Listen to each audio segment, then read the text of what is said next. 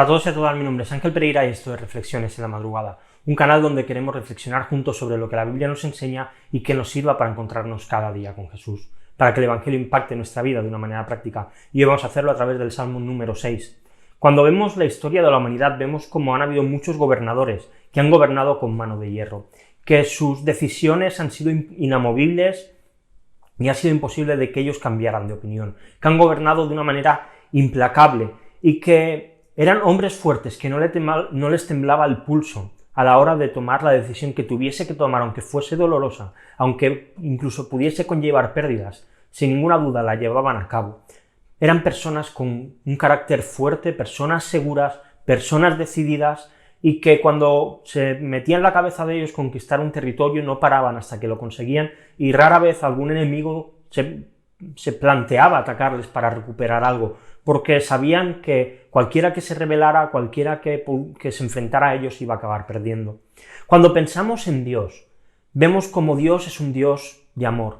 Uno de sus atributos es que Dios es amor. Otro de sus atributos es que Dios es justo. Y Dios siempre actúa en base a su propia naturaleza. Dios no se deja influir por las circunstancias, no se deja influir por las amenazas o cualquier otro tipo de cosas, sino que Dios siempre actúa en base a su propia naturaleza, en base a quién Él es. Así que nada ni nadie puede recriminarle absolutamente ninguna cosa a Dios. Por eso el salmista en el versículo 1 de este salmo dice lo siguiente: Señor, no me reprendas en tu ira, ni me castigues en tu furor.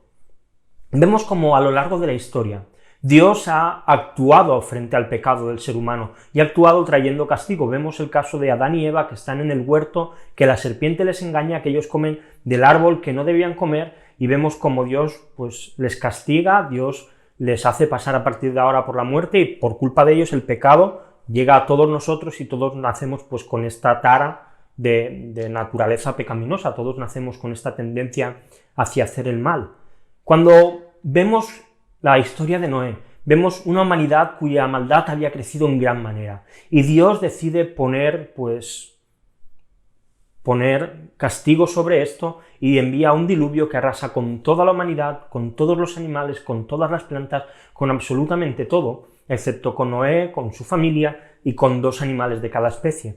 Vemos también como Dios, al ver que Egipto estaba maltratando y estaba esclavizando de una manera muy injusta a su pueblo Israel, decide castigarlos con 10 plagas por el duro corazón de Faraón y por el duro corazón de esa nación. Vemos Sodoma y Gomorra, 2 ciudades pervertidas, 2 ciudades que se habían pasado de todo, y Dios acaba destruyéndolo, trayendo fuego del cielo. Vemos como Dios siempre reacciona ante el pecado. Y creo que hoy en día hemos perdido un poco ese aspecto de Dios. Hemos convertido a Dios en un bonachón regordete, con mejillas sonrojadas, al cual casi apetece mucho abrazar. Alguien con que nos esforcemos un poquito de estar y pasar un tiempo con Él ya está contento, pero la realidad es que este no es el Dios de la Biblia. Igual que a lo largo de toda la historia, Dios ha aborrecido el pecado, y Dios no ha soportado la maldad, y porque su propia naturaleza santa le impide relacionarse con el pecado. Hoy, este es el mismo Dios que existe. Dios no puede convivir con el pecado, y Dios no puede convivir con el pecador. Dice en otro salmo: porque tú no eres un Dios que se complace en la maldad. El mal no mora contigo. Los que se ensalzan no estarán delante de tus ojos. Aborreces a todos los que hacen iniquidad. Dios es un Dios santo. Y cuando hay santidad, no puede haber pecado. Dios no puede amar el pecado, porque entonces iría en contra de su propia naturaleza, de su pureza, de su santidad. Dios aborrece al pecador, porque Él es justo, y la luz y las tinieblas no pueden convivir de ninguna manera. Muchos se escudan y dicen: bueno, pero es que Pablo en Romanos 6:5 dijo: donde abundó el pecado, sobreabundó la gracia. Y es verdad, pero esto no significa que Dios puede amar al pecador sin ningún miramiento, sino todo lo contrario. Dios aborrece al pecador porque el pecador es su enemigo. Tú y yo somos enemigos de Dios. Y por eso aparece Jesús. Por eso Dios pone una solución para arreglar esta enemistad, para no aborrecernos, y esta solución se llama Jesucristo. Porque solamente a través de Cristo es que la gracia de Dios abunda. Solamente a través de Cristo cambia nuestra situación de ser odiosos delante de Dios a ser amados delante de Dios.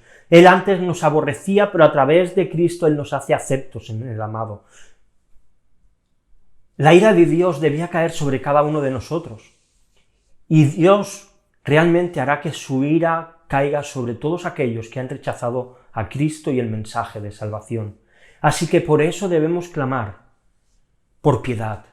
Y debemos rogar a Dios y decirle: Señor, no me reprendas en tu ira, ni me castigues en tu furor. Como dice el autor de Hebreos, horrenda cosa es caer en manos del Dios vivo. Y esto es una realidad, pobre de aquel que no se arrepiente y acaba experimentando la ira de Dios sobre sí. Dios sigue siendo un Dios santo y un Dios todopoderoso. Y todos aquellos que no han puesto su fe en Jesús siguen siendo sus enemigos. Pero por eso está Cristo. Por eso Cristo vino, para hacernos aceptables delante de Él. Así que si no conoces a Jesús, hoy es un buen día para que te acerques a Él, para que pongas tu fe y tu esperanza en su muerte, en su sacrificio y en su resurrección, y que creas que esto ha sido suficiente para pagar tus pecados delante de Dios. Así que sigamos rogando por piedad delante del Padre, para evitar que caigamos en su ira y en sus manos por nuestro pecado. Y te quiero dejar dos preguntas, como siempre, para que podamos reflexionar durante el día de hoy. La primera de ellas es: ¿qué produce en ti saber que Dios es santo y que no puede convivir de ninguna manera con el pecado? Y la segunda: ¿qué cosas vas a hacer como agradecimiento al sacrificio de Cristo, que nos libra de la ira de Dios que llegará en el juicio? Y como siempre, si quieres dejar algún comentario, pues estaremos encantados de leerte y te contestaremos pues lo antes posible. Te dejo también unos textos para seguir leyendo la Biblia en un año. Hoy, Segunda de Crónicas, capítulos del 25 al 29. Y nada más, lo dejamos aquí. Solamente que si te ha gustado el vídeo y lo estás viendo en YouTube, le des a like, te suscribas al canal si no lo has hecho aún, le des a la campanita. Si lo estás viendo en Instagram, pues lo mismo, dale a me gusta y compártelo en tu historia para que otros puedan verlo. Cada día anunciamos las reflexiones, tanto en Facebook como en Twitter, así que puedes seguirnos también. Y si prefieres escucharlo en formato podcast, pues no hay ningún problema, puedes hacerlo en iVoox, en iTunes y en Spotify. Nada más, lo dejamos aquí, mañana volvemos en una nueva reflexión aquí en Reflexiones en la Madrugada. Hasta mañana.